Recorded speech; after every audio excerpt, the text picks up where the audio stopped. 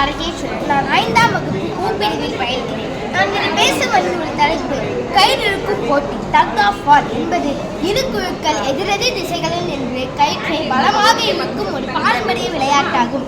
எதிரணி வீரர்களை ஒரு குறிப்பிட்ட மையக்கோட்டை தாண்டி தங்கள் எல்லைக்குள் இருக்கும் அணி வெற்றியாளராக அறிவிக்கப்படும்.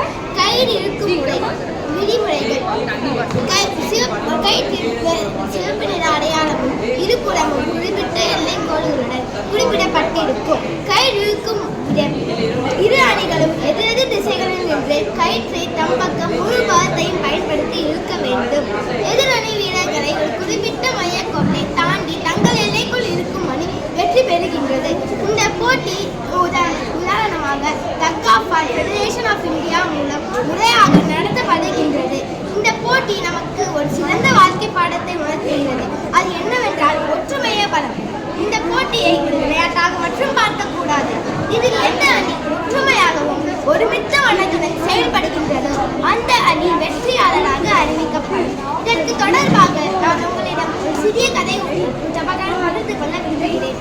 ஒரு காட்டில் ஒரு வேடன் பறவைகளை பிடிக்க வலையை வீசினான். அந்த வலையின் மேல் தானியங்களை தூவினான். தானியங்களை தின்ன வந்த பறவைகள் அவன் வலையில் சிக்கிக் கொண்டனர். தப்பிக்க முடியாமல் வருந்தனர். அப்போது ஒரு பறவை, நாம் அனைவரும் ஒன்றாக செயல்பட்டால் இந்த வலையை தூக்கி சென்று பாதுகாப்பான இடத்திற்கு செல்லலாம் என்று கூறியது.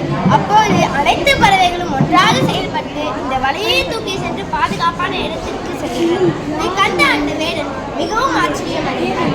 இந்த கதை நமக்கு என்ன உணர்த்துகிறது என்றால், ஒற்றுமையாக செயல்பட்டால் எந்த துறையில் வெற்றி நிச்சயம் கிடைக்கும். அதுபோல் கல்வி, மருத்துவம், சமூகம் என எந்த துறையிலும் ஒற்றுமையாக செயல்பட்டால் வெற்றி நிச்சயம் நம்மையே தேடி வரும். நன்றி, வணக்கம்.